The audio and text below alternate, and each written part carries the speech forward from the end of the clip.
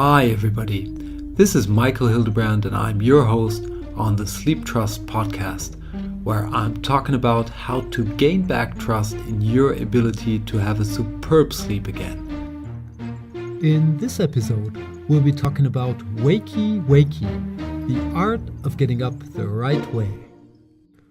But before we dig into the Wakey-Wakey, just to pick up our new listeners, what we're doing here is following a concept that is called Sleeptrust.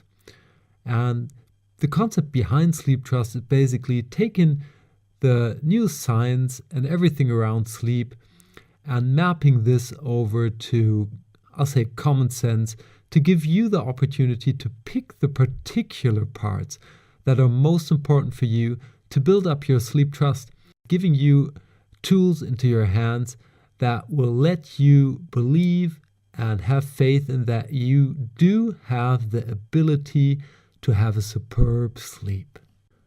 First of all, I want to unfold two secret informations from the title of this episode. The first part is the Wakey-Wakey. This is the way my mom used to wake us kids when it was time to get out of bed. She used to knock on the doors, turn on the light, and wake us with a wakey-wakey rising shine. And all of us kids had the good feeling that somebody's waiting there and somebody's taking care that our day is going to start in a trustful and good manner. The second secret information is about the art of getting up right. So we're not talking about setting an alarm clock and rushing to work. That's not what we're talking about here. It is an art because we want to start into the day aligned with our biorhythm and our sleep type. You can listen to that in the last two episodes of the Sleeptrust podcast. And we want to do so in a way that we have a good feeling, getting us aligned with the day and letting us feel good when we start into the day. Because in the end, we're not really talking about sleep in the Sleeptrust podcast. We are talking about feeling better, because this is the reason why we want to sleep. And of course, we're talking about sleep and everything around that. But you get the point. When we start into a fresh day, there are three simple steps that everybody of us takes. What we do inside of these steps differentiates for everybody of us, but the three simple steps are the same. So first of all, we have to wake up. That means getting into a conscious state of mind, being able to open your eyes. So we have to wake up. Then we have to get up. Somehow we have to get out of bed or we're going to fall asleep again. And the third piece is we have to tune up, meaning preparing for the day. These are the three basic, simple steps that are the same for everybody of us. It's waking up, getting up, and tuning up. And I'll walk you through all of these three steps right away. So the first step we have to take to get into the process is to wake up. And there are two ways that we can wake up. The first way is that we wake up on our own, meaning that the sun wakes us, that our inner clock wakes us to a certain time. And I know people that actually work like that and have a fantastic inner clock that gets them up every morning at the same time. For most of us, this is probably not the way to go, as we have jobs and we have to take care that we come there on time. So most of us will have to use an alarm clock. And this is basically the second way how we can take care that we wake up. And doing so, there are different types of alarm clocks. We will not go into detail right here in this podcast. Maybe I'll have a future podcast episode only looking at these alarm clocks. But you can take a simple alarm clock. We all know them, ringing us up at 6 o'clock a.m. in the morning or something like that. We can, and that's the old school method, I would say. We can use a light-based alarm clock, which prepares us to get up through tuning up a light over a period of, let's say, 15 to 30 minutes till it peaks, and you get up that way.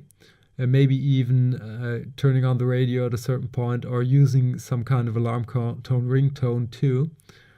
And you can also use fitness trackers. Many of them have sleep tracking functions built in right into them, and they can take care that they wake you up in a sleep stage that is good for getting up, so when you're in a light sleep stage. The second part is to actually get up, because waking up is of course the most important part because the process begins here. And actually we know that everybody of us wakes up about 20 times every night, meaning that we're awake up to 2 minutes and we just can't remember.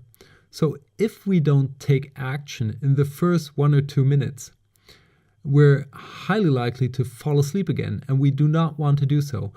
We also don't want to hit the snooze button because it's just going to take this process to get more exhausting for us. So what I recommend is, as soon as the alarm clock goes, to have a deep breath, start moving in bed. And the way I do it is that I basically get up right away. After 1 minute to the latest, I'm going to sit at the side of my bed and just sit there for, let's say, another minute until my body gets into some kind of a core state that I'm able to get up, and that's it, done. The third thing we want to do is to tune up for the day, and this is also the part where the art really kicks in. So I'm going to throw in a couple of puzzle pieces, and it's up to you to grab those pieces that suit your personal situation best and fit them into your own puzzle to get the right start into the day. Let's start. Puzzle piece number 1 is to take your time in the morning. Please make sure that you have, let's say, about 2 hours from the time you get up to the time you leave the house. That may seem long to you, and you may think at the beginning that's a waste of time, but I can assure you, if there's one single thing that really changed my days, it is to have 2 hours of time in the morning for me to do the things I want to do and to get in sync with the day. Puzzle piece number 2 is to move your body. Just do a little bit of stretching, do gymnastics, have a walk, have a run, do something. I used to do a couple of push-ups, and now I'm walking, but it doesn't really matter what you do, just get your body into motion. The next puzzle piece, and please remember these are puzzle pieces, so the order I'm laying them out here does not have any kind of relevance to sequence. So the next puzzle piece is having a breakfast. Take your time to sit down, and even if you think you're not the type of person that needs to breakfast or even isn't hungry in the morning, take your time and try to eat a little bit and have a warm cup of tea or coffee to get the morning started. The next thing you could do is to meditate. Just slice a little piece of time to meditate, and in the easiest way that can be you sitting down on a sofa, relaxing, closing your eyes, having a couple of deep breaths, and letting your thoughts flow without any intention to do anything. And that's it. You could also take a guided meditation. There are tons of them out there on the internet, and I'm sure we will have one or the other meditation coming up soon on the sleeptrust.eu site. And you could also just sit there and practice gratitude or even reflect on the things you want to happen for yourself. So where do you want to go? Take your time. And I think this is a really powerful thing to do. The last puzzle piece I'm going to throw onto the table for us today is to plan your day.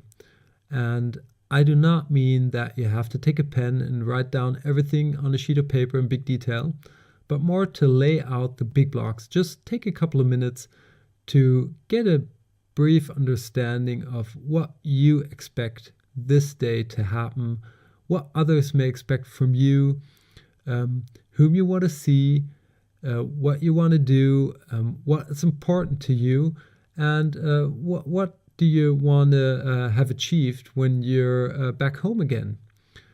And to have this laid out is just a good way to keep the day under control, because if we don't have that, we just rush into the day, things are going to just happen and we're not going to be the best decision makers because we have to react. And if we take the time to lay out things, we can actively take conscious, good decisions on what to do if things change. Please keep in mind that these are only very basic blocks that I found to be very useful during my coachings and for my personal use. And feel free to add anything else that's valuable for you. There are also books out there that can help to support you have a good start into the morning. I've got The Miracle Morning here. It's from, let me look it up, Hal Elrod. I didn't read it yet, but it's on my book list for this year. So maybe I'm going to do a review on that in the next couple of weeks. And there are most certainly other books that can be helpful too. One last thing I want to talk about is why we're doing this topic in episode number 4. And it's because I have a core belief. I'm not even sure if there's a science out there backing that, but probably you find scientific researches on any topic if you just search. I have a core belief that setting up the day in a right way is laying the foundation for having a superb sleep. And that's where we want to go. So take your time, check out which puzzle pieces are for you, act on it. That's really important. It's easy. You have to get used to it, building up a new habit, but it's easy. Do things that you like in the morning that will really help you to get out of bed. That's your time. Don't let that time get stolen from anybody else. It's your time. Start your day in the way that makes you feel best, and that will really help you. This is the foundation. This is kind of a yin and yang stuff they've got in Asia. It's all hooked up together, and getting up in the morning in this manner will let you sleep better in the evening and let you sleep better through. So let's wrap up this episode of the Sleeptrust podcast. First of all, you should really take your time in the morning. It's your time, so take it. Have at least 2 hours before you have to leave your house to go to work or do what you want to do that day, and take that time for you. Then there are 3 simple steps to follow. First is to define how you want to wake up. Second is to get clear about how you want to get up. And the third is to define how you want to tune up for the day. There will be a cheat sheet you can download at the sleeptrust.eu website. I'll link it into the podcast section, and it'll give you a little guideline of how to follow the steps and show you the little puzzle pieces, and you can choose which one to implement. And with that, I want to wish you a superb sleep. We're hopefully going to hear us next week's episode, when we're going to talk about bedtime. So we're going to go to the yang part. We had yin today. Yang's going to come next week. And until then, have a superb sleep. Hey there, and thanks for listening to the Sleeptrust podcast. I hope you've enjoyed this episode. If you want to get further information on this podcast or material that will help you to gain back your sleep trust, please check out sleeptrust.eu. That's sleeptrust.eu, where you will get lots of information around sleep. And here comes some legal stuff. Everything on this podcast is my opinion only, so do not take it as an advice, as I am not a doctor, nor have I considered your personal situation. If you feel that you need medical advice, please consider getting an appointment at your doctor of trust. If you want to give me any kind of feedback on this podcast, feel free to email me at podcast@sleeptrust.eu. I hope you tune in again next week, and until then, have a good sleep.